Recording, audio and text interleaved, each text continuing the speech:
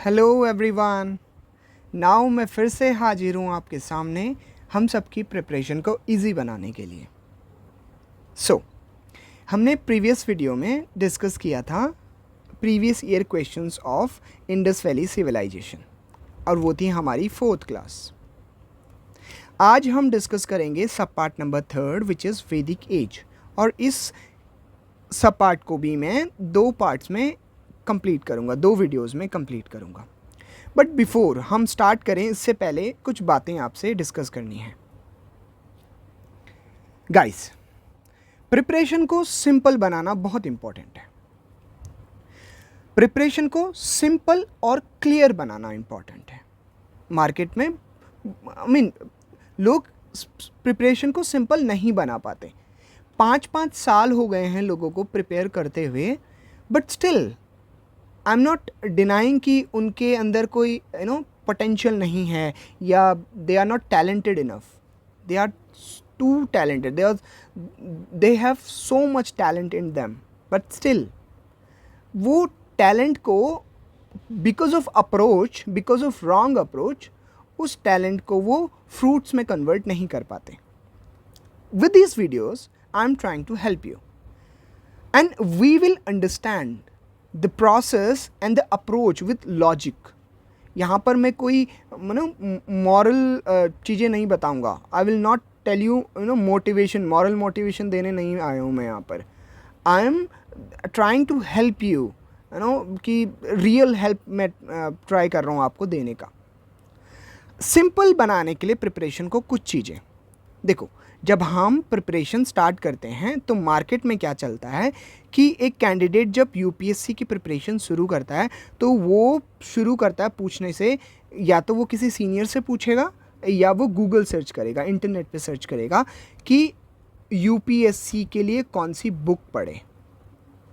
UPSC के books के बारे में वो सर्च करता है एंड वो बुक्स पढ़ना शुरू कर देता है। This is the wrong approach, और मैंने प्रीवियस वीडियोज़ में भी आपसे डिस्कस किया था कि ये रॉन्ग अप्रोच है। राइट अप्रोच क्या है? देखो, बुक्स इंपॉर्टेंट हैं और बुक्स पढ़नी चाहिए। It's very good habit of reading books, but before reading books आपके पास एक क्लियर फ्रेम होना चाहिए आपके सिलेबस का। अरे मैंने ये पिछली वीडियो में भी आपसे डिस्कस किया था, इवन प्रीवियस सारी वीडियोज़ में मैंने डिस्कस किया है। मैंने अभी तक 9 सब्जेक्ट्स के आपको एक organise and categorise syllabus provide किया है। तो मैं जैसे आपको बताता हूँ कि सिलेबस को ऑर्गेनाइज करना और कैटेगराइज करने का मतलब आपने 25% ऑफ प्रिपरेशन कंप्लीट कर ली, 25% है सिलेबस को ऑर्गेनाइज करना। तो मैं कहता हूँ कि सिंपल बनाना है प्रिपरेशन को, तो आपको सिंपल कैसे बनाना है, एंड स्पेशली वो लोग जो अभी स्टार्ट कर रहे हैं, पहले फर्स्ट स्टेप होना चाहिए सिलेबस। तो सिलेबस को जैसे ही हम ऑर्गेनाइज कर देते हैं मतलब हमारा 25% काम खत्म। दूसरा स्टेप है बेसिक नॉलेज। बेसिक नॉलेज जैसे ही हम गेन कर लेते हैं, नेक्स्ट 25 to 30% हमारा काम खत्म। एंड देन आता है next and very important part which is previous year questions. Because previous year question से हमें आइडिया लगता है कि एग्जामिनर का माइंडसेट क्या है। और यहाँ से जो हम बात करते हैं ना, यूपीएससी के लिए सबसे ज़्यादा इंपॉर्टेंट क्या है, वो है common sense. Common sense is very important for UPSC. Even life में भी कॉमन सेंस बहुत ज़रूरी है। तो प्रीवियस ईयर क्वेश्चन से एक आपके अंदर एक क्वालिटी डेवलप होगी जिसको कहते हैं common sense. This way you will understand by analysing the previous year question, by doing the previous year question, you will understand the mindset of paper setter कि वो एक्चुअली में ट्राई क्या कर रहे हैं पूछने का।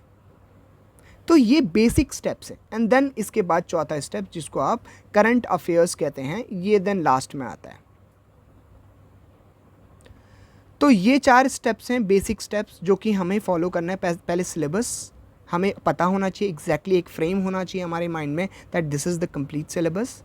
सब्जेक्ट को हमने पार्ट्स में ब्रेक किया, देन पार्ट्स को सब पार्ट्स में, एंड देन सब पार्ट्स को हमने कॉन्सेप्ट्स में ब्रेक किया। देन बेसिक नॉलेज जो कि मैं आपको प्रोवाइड कर रहा हूँ, मैं एंशिएंट इंडियन हिस्ट्री की बेसिक नॉलेज आपको अभी प्रोवाइड कर रहा हूँ, एंड आई विल ट्राई कि मैं एंशिएंट इंडियन हिस्ट्री को कंप्लीट करूँगा, एंड इवन मैं ट्राई क्या, मैं करूँगा, दिस इज़ माय प्रॉमिस। मैं एंशिएंट इंडियन हिस्ट्री को करने के लिए आपको कोई भी बुक पढ़ने की ज़रूरत नहीं है, ना ही एनसीईआरटी पढ़ने की ज़रूरत है, और ना ही कोई रेफरेंस बुक पढ़ने की ज़रूरत है। बट स्टिल अगर आप चाहें तो बुक्स पढ़ सकते हैं, आप बुक्स पढ़ सकते हैं। एंड अगर इस कोर्स को फॉलो करने के बाद आप बुक्स पढ़ेंगे, देन यू विल रियलाइज़ कितना फास्ट आप उस बुक को पढ़ पाएंगे एंड कितना क्लियर होगा आपके माइंड में, and then you will realise कि I have covered the complete information जो भी रेफरेंस बुक्स में दी जाती है। तो सिंपल स्टेप्स हैं, पहले सिलेबस को जानो, देन बेसिक इन्फॉर्मेशन को गेन करो, एंड देन एनालाइज करो प्रीवियस ईयर क्वेश्चन को। दैट्स इट, इतना ही है। Even this is the same for mains also, mains के लिए भी यही करना है, syllabus then basic information and previous year question. Even mains में तो प्रीवियस ईयर क्वेश्चन और ज़्यादा इंपॉर्टेंट हो जाते हैं। So this is my message to you, take it and make your journey simple and fun. बहुत एंग्जाइटी में, बहुत ही स्ट्रेस में लोग तैयारी कर रहे हैं, वो तरीका नहीं है तैयारी करने का।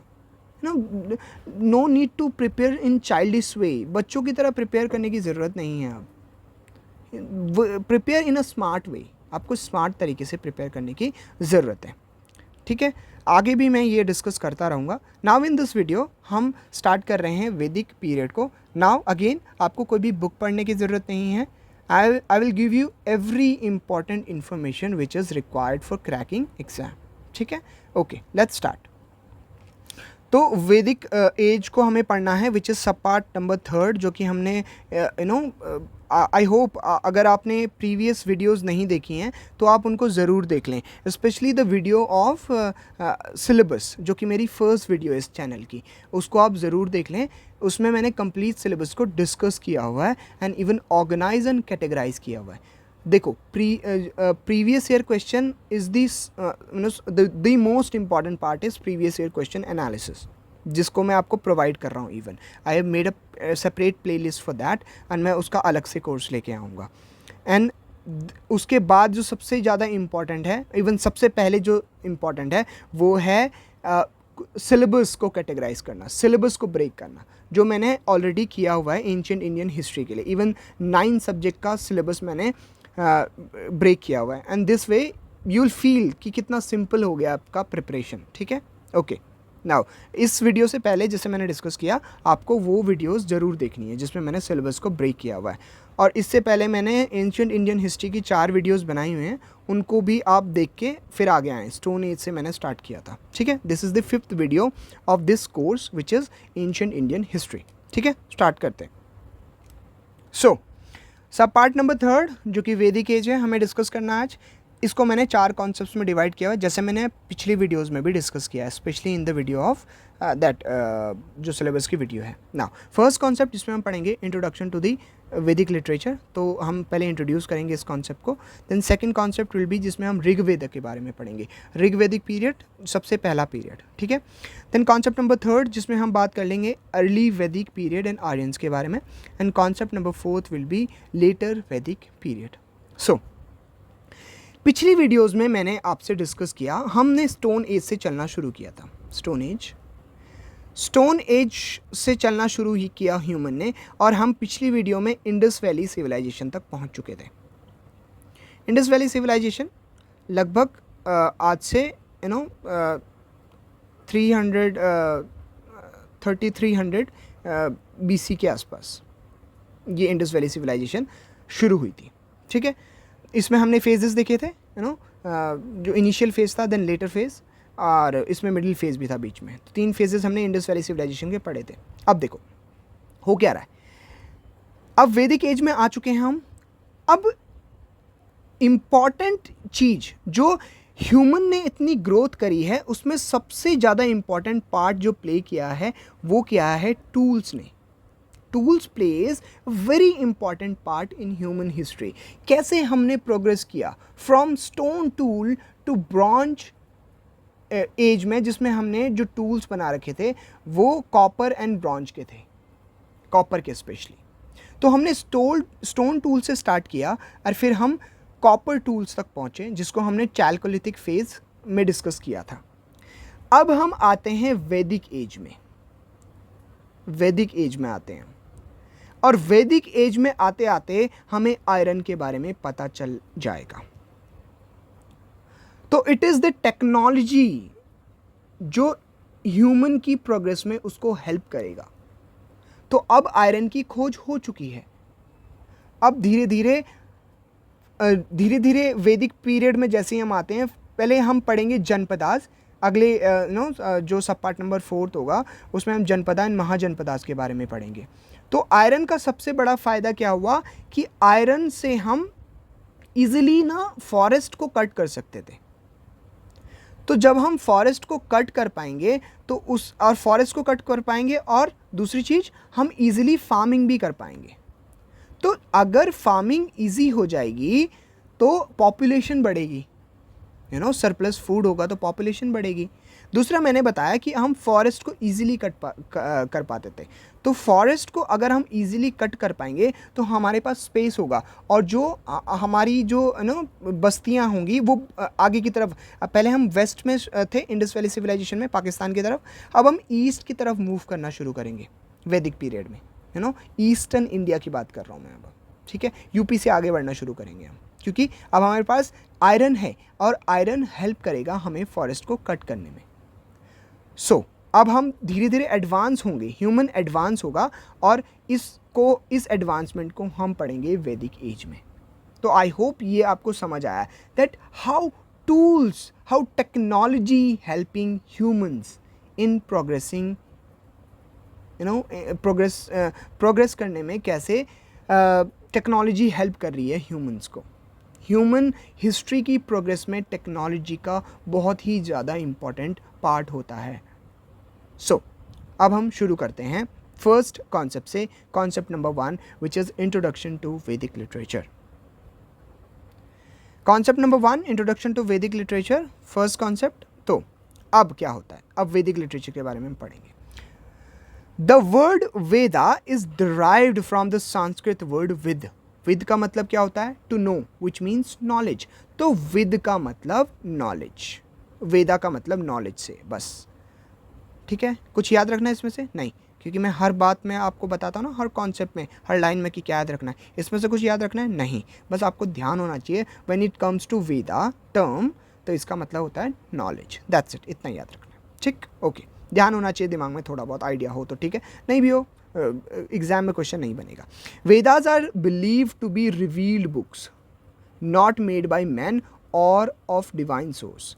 तो वेदास को माना जाता है कि किसी मैन ने इनको नहीं बनाया, एक्चुअली ये डिवाइन सोर्स से बनी है, ठीक है, किसी डिवाइन चीज़ ने इनको बनाया है। Sages wrote under the inspiration of God, hence called nitya. नित्या मतलब इटर्नल, ठीक है। तो वेदास को हम इटर्नल कहते हैं, that this is not the human creation, this is the creation of God, and God ने इंस्पायर किया था ऋषियों को, सेजेस को, कि वो इन वेदास को लिखें।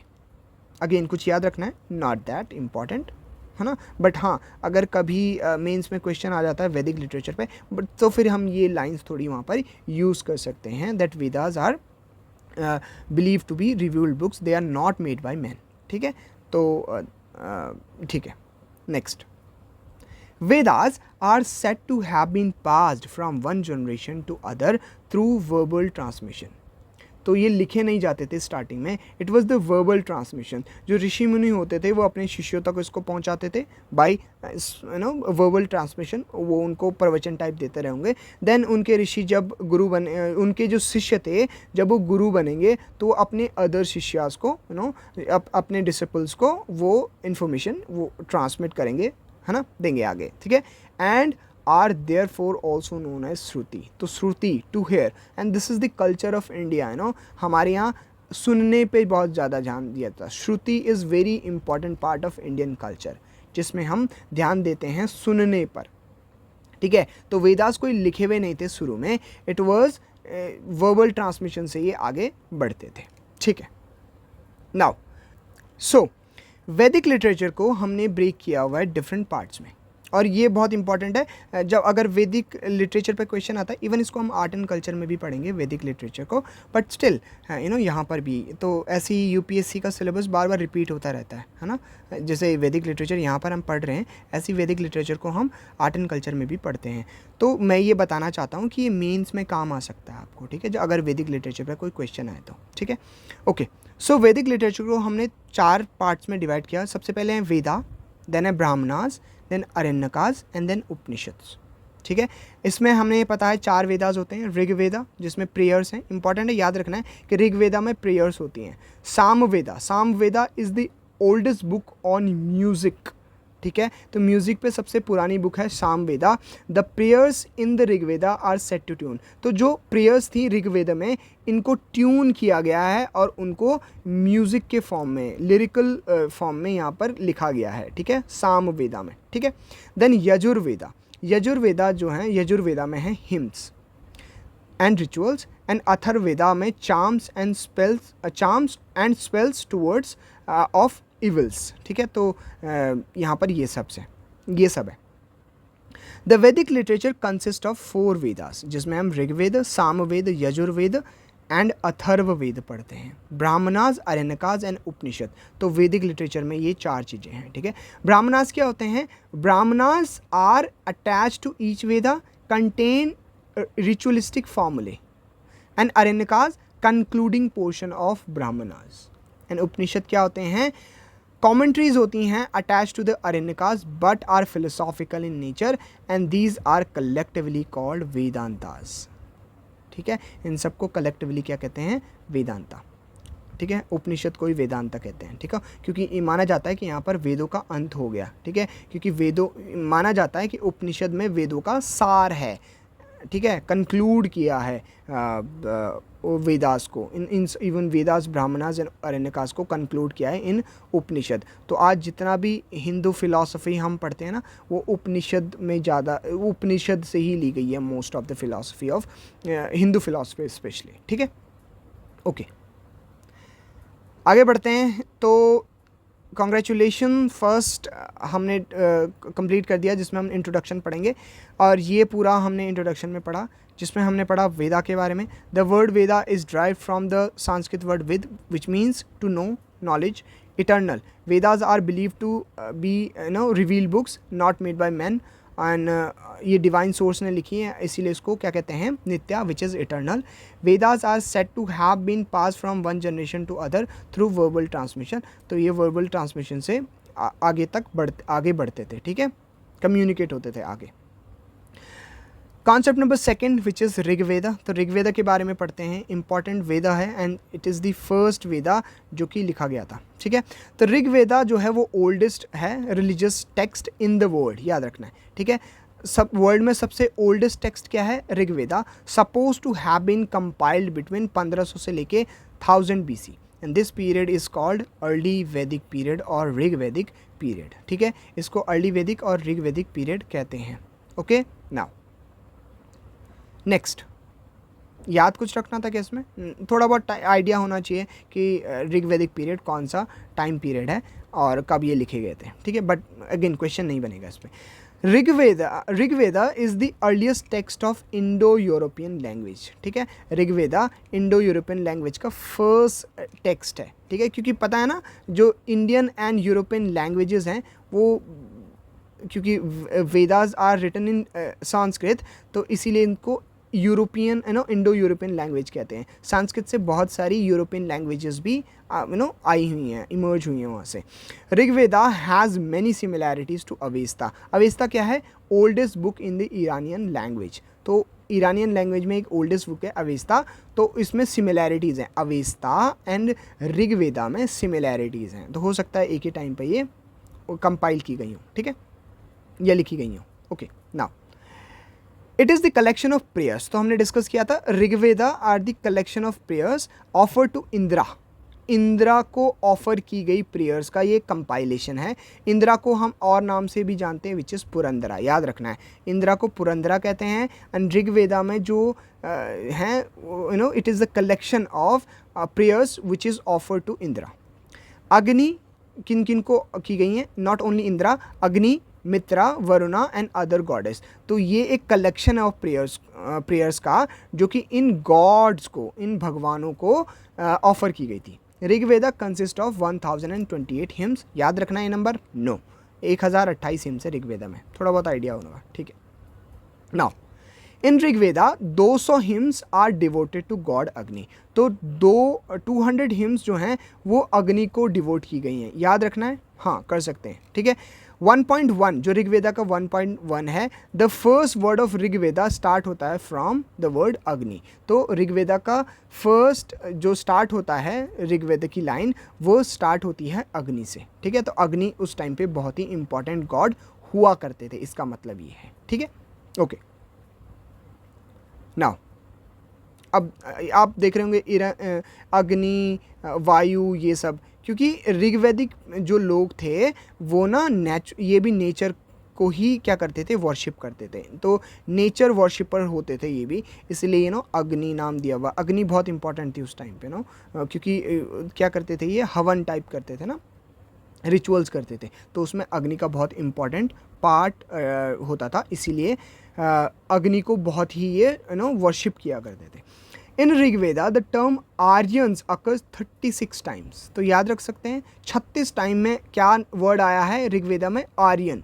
जना कितनी बार आया है, 275 टाइम्स। एंड विश जो है वो 170 टाइम्स आया हुआ है। थोड़ा बहुत आइडिया होना चाहिए, अगेन क्वेश्चन नहीं बनेगा इस पे।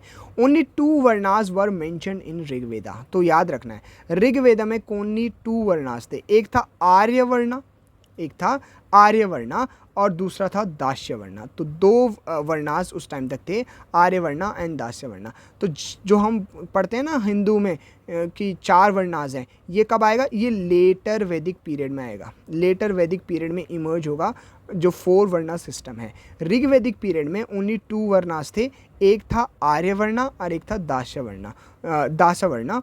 एंड आर्यस क्या होते थे, आर्यस वो होते थे जो मतलब ये एक तरीके से किंग टाइप हैं, ये रूलर हैं। और दास वर्णा कौन है, दास में ये जो होंगे ये स्लेव्स होंगे, ठीक है। तो 2 ही टाइप के वर्णास थे, एक थे जो रूल करेंगे और दूसरे थे जो दास थे उनके, जो उनके लिए काम करेंगे, ठीक है। तो ये मालिक हुआ करते थे एंड दीज वर दी जो स्लेव्स उनके होते थे। एक्चुअली जो वैदिक पीरियड है वो ट्राइबल कम्युनिटी है, तो एक ट्राइब दूसरे ट्राइब के साथ लड़ाई करेगी। तो अगर ये जैसे ए ट्राइब बी ट्राइब पे अटैक करती है, अगर ए ट्राइब बी ट्राइब को अटैक करके जीत जाती है तो ए ट्राइब वाले बी ट्राइब के लोगों को अपना दास बना लेते थे, ठीक है, दास बना लेते थे। और फिर यहाँ से आता है दास वर्णा, ठीक है। आई होप आपको समझ आया, क्योंकि it was the tribal system ना, ट्राइबल पॉलिटी थी इनकी, है ना, ट्राइबल लोग थे ये वैदिक पीरियड वाले लोग। और ये ट्राइबल्स में, उस टाइम के ट्राइबल्स में इवन अभी भी लड़ाइयाँ होती थी, एक ट्राइब दूसरे ट्राइब के साथ लड़ते थे लोग, ठीक है, okay. Now ploughshare is mention in Rigveda. तो ये गिग हो गया, आ रहा है ये ऋग्वेदा। तो ऋग्वेदा में प्लॉशेयर का मेंशन किया गया है, ठीक है, हल का यूज़ वो करते रहेंगे शायद, तो इसीलिए यूज़ किया गया। Now important change, Sindhu which is Indus is the most mention river in Rigveda. तो सिंधु को सबसे ज़्यादा मेंशन किया हुआ है ऋग्वेदा में, याद रखना है नहीं, बट ये याद रखना है मॉडर्न नेम और उसके ऋग्वैदिक नेम। जैसे इंडस को क्या बुलाते थे, सिंधु, इंडस को बुलाते थे सिंधु। झेलम को बुलाते थे वितासा। चेनाब को बुलाते थे अक्षनी। रावी को बुलाते थे पौरुषिनी। ब्यास को बुलाते थे विपासा। सतलज को बुलाते थे सतुद्री। एंड सरस्वती को बुलाते थे नदी तरना। आप एक बार इसको ध्यान से पढ़ें, और अगर आप 3-4 बार पढ़ेंगे इसको तो आपको धीरे धीरे ये माइंड में सेट हो जाएगा, ठीक है, okay. Spend some time with the syllabus, always spend some time with the subject and you will feel very good. जब आप सब्जेक्ट के साथ आपको याद भी होगा और क्लियर भी हो जाएगा सारे कॉन्सेप्ट्स। तो आप इसके साथ थोड़ा टाइम बिताएं, उनको याद करने का ट्राई करें थोड़ा बहुत, तो आपको धीरे धीरे ये याद हो जाएंगे, ठीक है, ओके। नाउ अब क्या होता है, battle of 10 king which is 10 राजना, जो मेंशन है ऋग्वेदा में। तो इस बैटल में क्या हो जाता है, ये एक तो बैटल जो है ये रिवर पोरुशनी, जो कि रावी रिवर का नाम है पोरुशनी, वहाँ पर फाइट की जाती है। और ये फाइट की जाती है बिटवीन द भरता ट्राइब, जिसको कि सुदास लीड कर रहे थे, और दूसरी तरफ होते थे 10 अदर ट्राइब्स। तो ये कौरवों और पांडवों का युद्ध टाइप है, ठीक है। और शायद कौरवों और पांडवों का जो युद्ध है वो यहीं से लिखा गया हो सकता महाभारत इन्हीं पे लिखी गई हो, ठीक है, नॉट दैट श्योर, बट हाँ ये एक हुआ था Dasarajna. This is the battle of 10 king, ठीक है। तो एक साइड पे था सुदास, जिसको लेड करा था, जिसको कहते हैं भरता ट्राइब, और दूसरी साइड से 10 अदर ट्राइब। और सबसे बड़ी बात क्या है यहाँ पर, सुदास जो है भरता क्लैन यहाँ पर जीत जाती है, ठीक है। तो पांडव जीत गए भाई, ठीक है। तो सुदास जी यहाँ पर जीत जाते हैं, किस में, बैटल ऑफ 10 किंग्स में, ठीक है। ओके, नाउ ये कंप्लीट जो आपको याद रखना है, जैसे कि मैं आपको बताता हूँ कि this is the complete information which you need to remember, ठीक है। यहाँ पर दी हुई है, these are the notes actually for you, ठीक है। तो ऋग्वेदा, जिसमें हमने पढ़ा introduction, oldest religious text in the world, suppose to have been compiled between 1500 to 1000 BC, earliest text of Indo European language. This period is called the early Vedic period or Rig Vedic period. Rigveda has many similarities to Avesta, ठीक, okay. Then actually first ये था what, तो Rigveda consists of 1028 hymns and it is a collection of prayers offered to the Indra, which is Purandara, Indra, Purandara, Agni, Mitra, Varuna and other goddesses को ऋग्वेदा में क्या किए गए हैं, उनको प्रेयर्स, उनके लिए प्रेयर्स की गई हैं, मतलब उनको पूजा गया एक हिसाब से। देन हमने पढ़ा था अग्नि के बारे में। अग्नि इन ऋग्वेदा 200 हिम्स जो हैं are devoted to the god Agni. The first word of Rigveda started with the word Agni, जो कि 1.1 में ऋग्वेदा में दिया हुआ है। उसके बाद हमने पढ़ा था Indra. In Rigveda 250 hymns devoted to god Indra. 250 hymns devote किए, इसका मतलब द मोस्ट इंपॉर्टेंट गॉड इस टाइम तक कौन थे, इंद्रा। और इस पे क्वेश्चन भी पूछा गया इवन, क्योंकि इसके बाद इंद्रा का धीरे धीरे जो प्रोमिनेंस है, जो इंपॉर्टेंस है वो ख़त्म हो जाएगा, ठीक है, धीरे धीरे ख़त्म होगा, ठीक है। God Indra most prominent god हुआ करते थे Indra. In Rigveda Indra is mention as Purandara breaker of fort, ठीक है। तो इनको ब्रेकर ऑफ फोर्ट भी कहते थे ऋग्वेदा में, ठीक है। अब धीरे धीरे क्या होगा, इंदिरा का इंपॉर्टेंस कम होता जाएगा धीरे धीरे, आगे हम उसको पढ़ेंगे, ओके ना, यही हमने यहाँ पर डिस्कस किया। इसके बाद हमने ऋग्वेदा में, नाउ इस वीडियो को यहीं पे ख़त्म करते हैं। देखो मैं लंबी वीडियो ना जानबूझ के नहीं बनाता हूँ, क्योंकि लोग लंबी वीडियोस देख नहीं पाते हैं, और मैं नहीं चाहता कि आपका बिल्कुल भी नुकसान हो, ठीक है। आप छोटे छोटे वीडियोस देखें, इवन बहुत बड़ा सिलेबस है भी नहीं है, बिकॉज़ जो रिडंडेंट इन्फॉर्मेशन थी वो यहाँ से इसमें बिल्कुल नहीं है ना, इम्पॉर्टेंट इन्फॉर्मेशन दी हुई है। तो मैं छोटी छोटी वीडियोस ही बनाऊँगा सो दैट लोग देख पाएँ इनको, है ना, नहीं तो लोग नहीं देखते लंबी, नहीं देख पाते एक्चुअली लंबी videos. So I will make short videos only, I mean half an hour only, तो या 45 मिनट्स एंड 1 आवर तक भी हम जा सकते हैं कभी कभी, बट मैं उससे कम ही छोटी वीडियोस ही बनाऊंगा ना। आई होप आपको समझ आ रहा है कि आपको कैसे तैयारी करनी है, एंड आपको दिख रहा होगा that you can track your preparation now, है ना। हमने जैसे सिलेबस को डिवाइड किया था, हम उसी तरीके से जा रहे हैं, उसी पैटर्न को फॉलो कर रहे हैं, and you can track your preparation, you can control your preparation, you can command your preparation now, and you need to follow these things in every subject, है ना। अभी तो हम एंशिएंट इंडियन हिस्ट्री कर रहे हैं, बट आपको ये सारी चीज़ें सभी सब्जेक्ट में फॉलो करनी है। मैंने प्रीवियस वीडियोज़ में आपको सारा सिलेबस, 9 सब्जेक्ट का सिलेबस आपको बना के दिया हुआ है। Now you have to watch the PY those videos, subject वाली वीडियोज़। तो 2 टाइप की वीडियोज़ बहुत ज़्यादा इंपॉर्टेंट है। ये इन्फॉर्मेशन तो आपको बुक से भी मिल सकती है, बट 2 वीडियोज़, एक तो सब्जेक्ट वाली वीडियो और एक वीडियो जो है आपकी जो मैंने PYQs वाली वीडियो PYQ वाली वीडियो इवन मैं बनाऊंगा, है ना, अभी एक ही बनाई है, तो वो वीडियोस बहुत इंपॉर्टेंट है। ये वीडियोस आपको पहले ज़रूर देखनी है, ठीक है। कंटेंट बाद में आता है एक्चुअली, सबसे पहले आपको सिलेबस को कैटेगराइज करना है, then basic knowledge and then PYQs। So this is it for this video. I will meet you in the next one.